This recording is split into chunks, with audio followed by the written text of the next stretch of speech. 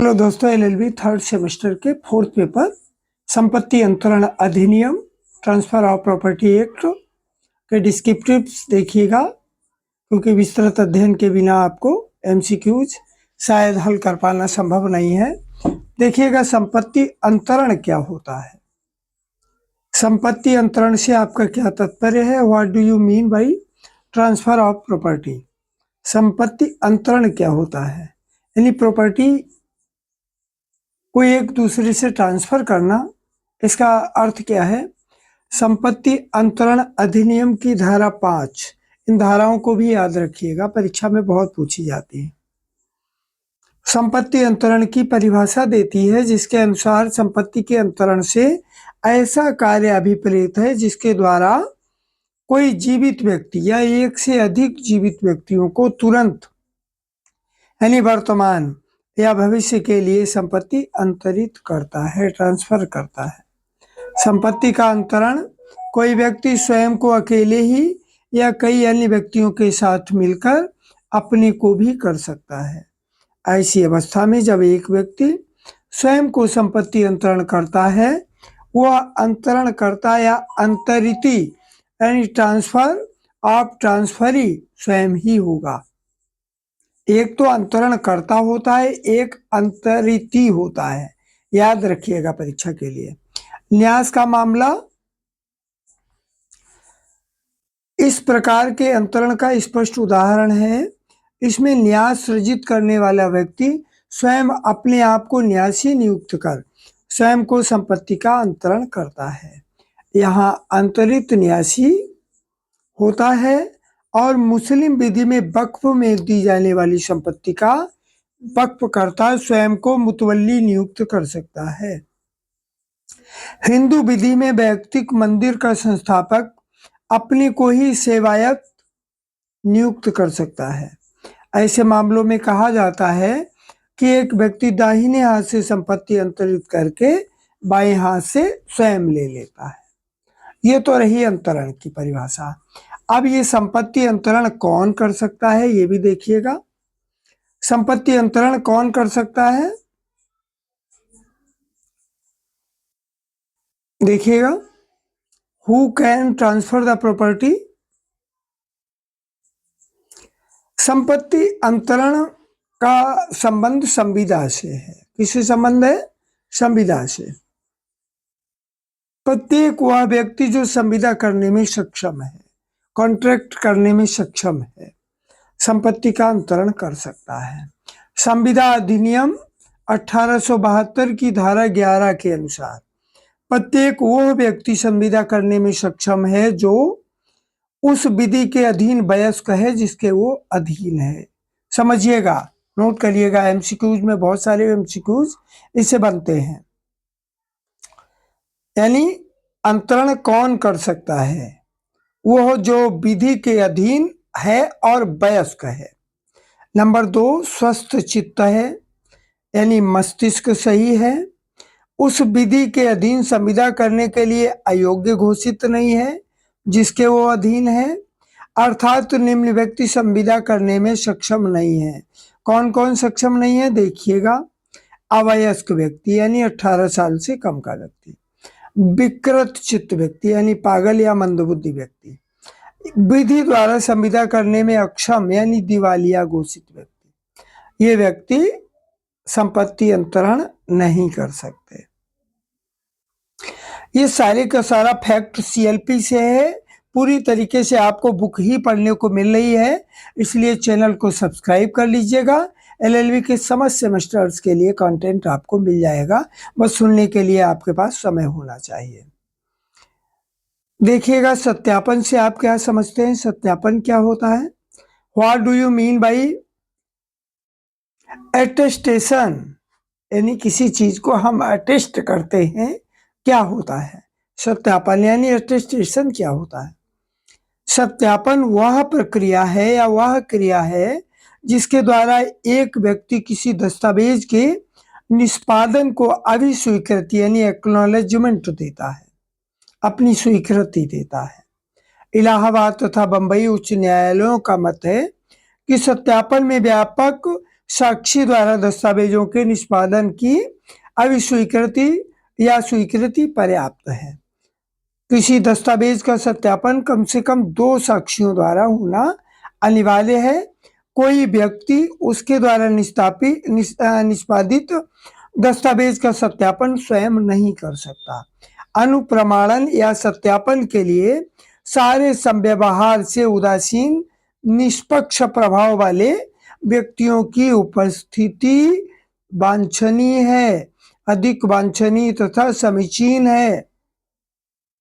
खुद नहीं कर सकता, 2 साक्षी भी चाहिए। अब मौखिक अंतरण क्या होता है इसको भी समझिएगा विस्तार से। ओरल ट्रांसफर क्या होता है? मौखिक अंतरण। संपत्ति अंतरण यानी अंतरण का मतलब एक से दूसरे को ट्रांसफर। अधिनियम की धारा 9 के अंतर्गत, ये धाराएं बहुत याद रखिएगा। संपत्ति अंतरण अधिनियम की धारा 9 के अंतर्गत मौखिक अंतरण को मान्यता दी गई है। इसके अनुसार हर उस दशा में जिसमें विधि द्वारा कोई लेख अभिव्यक्त अपेक्षित नहीं है, संपत्ति का अंतरण लिखे बिना किया जा सकेगा। यानी हर उस दशा में जिसमें विधि द्वारा कोई लेख अभिव्यक्ति अपेक्षित नहीं है, उसमें ही ऐसा हो सकता है। यदि उपबंधों की भांति प्रपत्र, लेख, पंजीकरण एवं अनुप्रमाणन स्पष्ट रूप से अपेक्षित न हो तो मौखिक अंतरण भी वैध या मान्य होगा। जैसे 100 रुपए से कम की चल या अचल संपत्ति का विक्रय, मासिक पट्टे, पट्टे का समर्पण, किसी दावे की सुलह के संबंध में होने वाले अंतरण, किसी भी प्रकार के भार आदि। प्रतिलक्षित सूचना क्या होता है देखिएगा। प्रतिलक्षित सूचना समझिएगा इसको, बहुत सारे एमसीक्यूज इनमें इन्हीं क्वेश्चन से आपको मिल जाएंगे। बहुत सारे नहीं, सभी के सभी मिल जाएंगे। What do you understand constructive notice क्या होता है?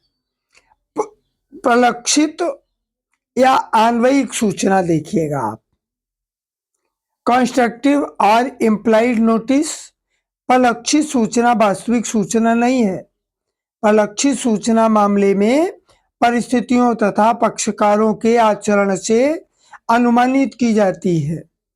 जब किसी तथ्य के बारे में जानकारी प्राप्त करना किसी व्यक्ति के लिए विदिता आवश्यक है, परंतु वह व्यक्ति उस तथ्य के बारे में जानकारी प्राप्त नहीं करता है, तो अपनी उपेक्षा के लिए स्वयं उत्तरदायी होगा तथा उसे सूचना है यह विधि के अंतर्गत उपधारणा होगी।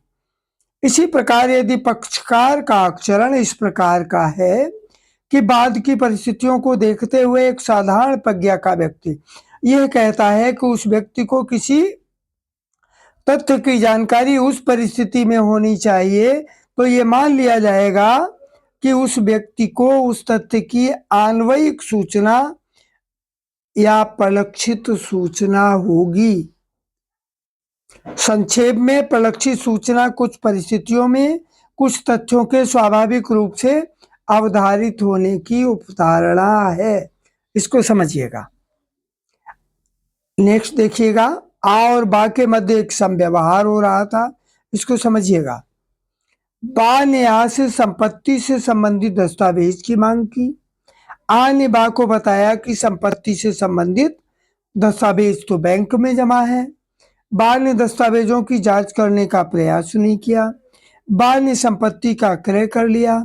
बाद में उसे पता चला कि संपत्ति बैंक के पास तो बंधक थी।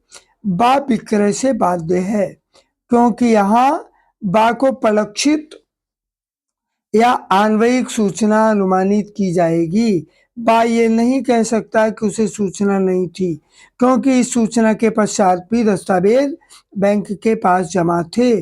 बा का दायित्व था कि वो कागजात की जांच करता। ऐसा न कर वह भी उपेक्षा का दोषी है। प्रलक्षित सूचना सिद्धांत साम्या की देन है। किसकी देन है? साम्या की। इसका संरक्षण केवल उसी व्यक्ति को प्राप्त होगा जो उपेक्षा या अप्रमाद का दोषी नहीं है, तथा सदाचरण तथा शुद्ध अंतःकरण से काम करता है। नेक्स्ट देखिएगा क्वेश्चन। जब तक आप सारे के सारे डिटेल्स को सुनेंगे नहीं, पूरा नहीं सुनेंगे, तब तक समझ में क्या आएगा। इसीलिए एलएलबी के प्रत्येक सेमेस्टर में आधे से ज़्यादा लोग बैक ले लेते हैं और 60 से 70% लोग अंतिम चरण तक आते आते हिम्मत हार बैठते हैं। उन विभिन्न संपत्तियों का उल्लेख कीजिए जिनका संपत्ति अंतरण अधिनियम के अंतर्गत अंतरण नहीं किया जा सकता। State various properties which can not be transferred under the transfer of property act. समझिएगा इसको। संपत्ति अंतरण अधिनियम की धारा 6 ये सामान्य नियम प्रतिपादित करती है कि सभी प्रकार की संपत्तियां अंतरणीय हैं, परंतु निम्न संपत्तियों का अंतरण नहीं किया जा सकेगा। कौन कौन संपत्तियों का अंतरण यानी ट्रांसफरिंग नहीं होती है, ये समझिएगा। 1-2 एमसीक्यूज इस प्रश्न से जरूर मिलेगा आपको एग्जाम में। नंबर 1 देखिएगा। नंबर 1 के पार्ट संभावनाओं का अंतरण स्पेसिस सक्सेशंस धारा 6 खा के अंतर्गत है। नंबर 1 किसी प्रत्यक्ष वारिस की विरासत की संभावना चांस ऑफ हेयर अपरेंट, यानी अगर उसका कोई वारिसान है तो उसका अंतरण नहीं हो सकता। नंबर 2 संकुल्य यानी सेपिंडा की मृत्यु पर वसीयत संपदा प्राप्त करने का अधिकार यानी लीजेसी। नंबर 3 अन्य संभावनाएं दान प्राप्त करने की संभावना, लॉटरी में इनाम पाने की संभावना आदि। नंबर 2 केवल पुनः प्रवेश का अधिकार, Mir right of re entry धारा 6 खा के अंतर्गत। सुधाधिकार का पृथक अंतरण धारा 6 का। नेक्स्ट नंबर 4 वैयक्तिक अधिकार पर्सनल राइट धारा 6 घा। धार्मिक पद ख्याति यानी प्रतिष्ठा, हकसुफा यजमान, वृत्ति, महाब्राह्मण की जीविका, सेवा या नौकरी की मियाद, परवरिश के लिए अनुदान। नेक्स्ट नंबर भरण पोषण का अधिकार, राइट ऑफ मेंटेनेंस।